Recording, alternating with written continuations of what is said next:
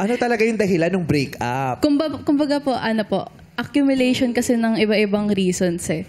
Tapos, ang isa Ano pa yung huli? Yung last straw, yung Last nung straw nangyari talaga. yon, ay, pumutok ka na. Opo. Buwisit ka na. Ayoko na. Meron kasi siyang partner noon sa Cotillion, parang JS prom po nila, na girl. Tapos, yung girl na to is nag-open up sa kanya na kami ng boyfriend ko, may problem, ganyan-ganyan. Tapos, siya, parang ginawa siyang crying shoulder, taga-comfort, ganon. Tapos, nakita ko yung conversation na yun. Then, tinanong ko kung anong merong ganyan. Tapos, dinenay niya na, parang wala lang yan, ganyan. Tapos, tinatago niya. Tapos, parang, dun ako na parang, yun lang naman pala. Bakit tinatago mo pa? Parang, napa-overthink ko kasi first relationship ko yun eh. Kaya parang, lahat ng bagay na nangyayari sa akin po, ino-overthink ko din. Well, for me naman din po kasi, kaya hindi ko rin sa kanya sinabi yan is kasi wala na pong sense kung pag-uusapan pa. Kasi wala naman pong namamagitan between sa akin tsaka dun sa akin na comfort ko. So, for me lang po nung perspective na yan is hindi na siya dapat pag-usapan pa. Kasi alam ko naman din po yung ginagawa ko eh. Yeah. Ako nagigets ko pareho. Kasi una, di ba lagi naman natin sinasabi rito na hindi naman lahat talaga nasasabi. Hindi naman lahat kinukwento sa jowa, konting kibot, detalye sasabihin. Di ba? Hindi rin lahat ikinaiiritahan, kinabibisitan. Pero kung nairita siya, hindi naman natin maiaalis sa kanya, nairita siya nainis siya di ba? Hindi mo malaman kung nakakainis ba talaga yun? Enough ba yun para maghiwalay na kayo dahil hindi niya naikwento sa'yo? O palalampasin mo. Palalampasin mo o nung inamin hindi mo tinanggap kasi feeling mo may something. Ako feeling ko yun Parang inamin ng isang beses na Wala naman talaga nag-uusap kami ng ex ko. Tapos syempre iisipin mo, naku baka hindi lang yan ang kausap niya. Baka marami pa. So nainis ka. Nung nainis ka, brinik mo siya. Parang hindi naman din po kaagad. Ang talaga is... Hindi pa pala yun. Hindi pala yun Hindi naman po. Parang Sa'yo Binibitin ako dito sa Emmy. Ganun pa ako ano talaga yung dahilan. Kailan ba talaga kayo nag-break? Anong araw yan? January 1st, 2018. January 3 AM. 1. So, doon December 31 na tayo. Yung malapit. Anong nangyari pa noong December 31? Ba't naghiwalay ko ng January 1? Ayun nga po. Parang yung sa prom partner niya talaga yung, parang yun talaga yung last straw ko Tapos parang, wala namang kaso sa akin na, kasi hindi naman dapat pag-usapan yun. Pero parang, sana at the first place, if alam mo naman pala na hindi naman na ganun ka big deal yun, sana in-open up mo na lang din sa akin. Kasi you know me na, na... In-open up na, may kausap siyang babae? Hindi, parang, kilala naman niya po ako na parang lahat yun i-overthink ko. So like parang yun lang sana, parang i-inform niya sana ako.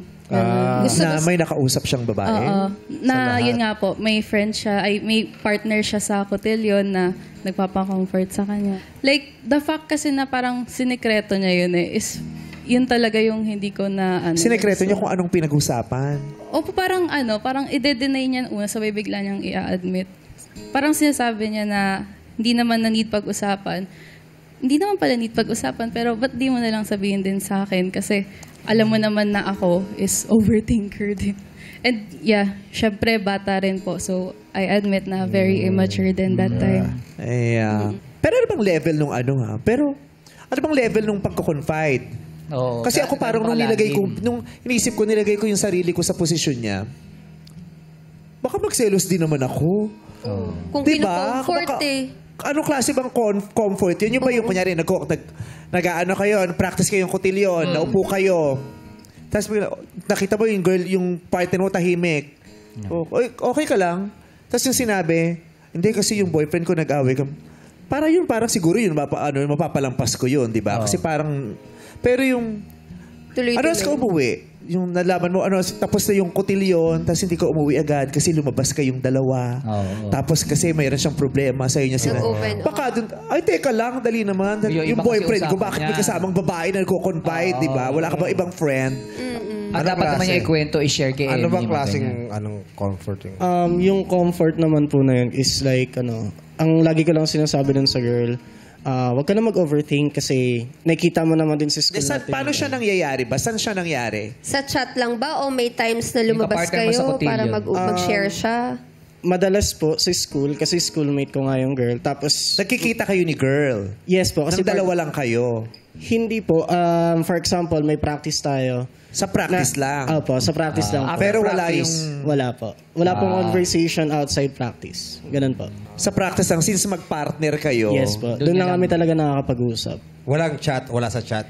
Sa chat po may isang beses, which is yun nga, na yun nakita ni Emmy. Kino-comfort ko si girl, sabi ko, wag kang mag-isip ng ganyan kasi malay mo, busy lang din siya sa ACADS niya, kaya wala siyang masyadong time sa'yo. Kaya ganun. Oh, ganun lang pala. Opo.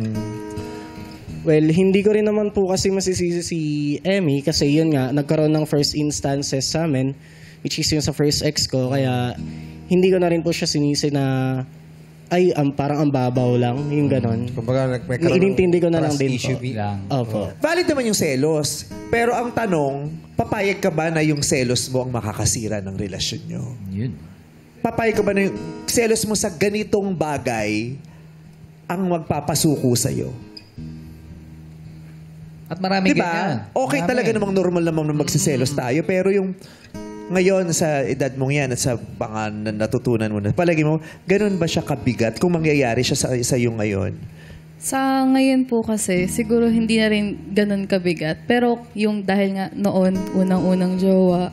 Tapos, parang yung bagong-bago pa lang yung relationship namin, merong agad instance na may ex na sumulpot, tapos dininay niya, inadmit. Tapos parang, very natural na na nagagawa ko na parang nakakaselos talaga yun. At parang ang hirap na mag-trust kapag ganun.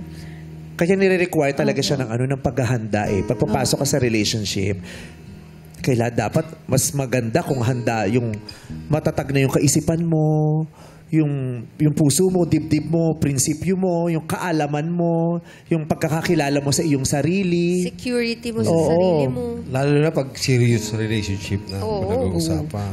Tama, pag serious relationship, di man lagi puro saya yan. Siyempre may mga pagsubok na dadaan yan na dapat lagpasan nyo pareho. Oo. At saka yung merong tayong pinalalampas. Yeah. Merong hindi tayo, hindi. Ano na yan, parang ang tawag Hindi pwedeng doon, yung pagbigyan. non-negotiable. Oh, yeah. Non-negotiable yan. Ito, mainis ako pero, mainis lang ako pero hindi naman para hiwalayan kita. Correct. Hindi Hindi naman para abot doon. magbubugan tayong dalawa. Pero maiinis lang ako, mapipika ako ng slight. Yung ganun. Tsaka yun nga, maturity. Bata di ba?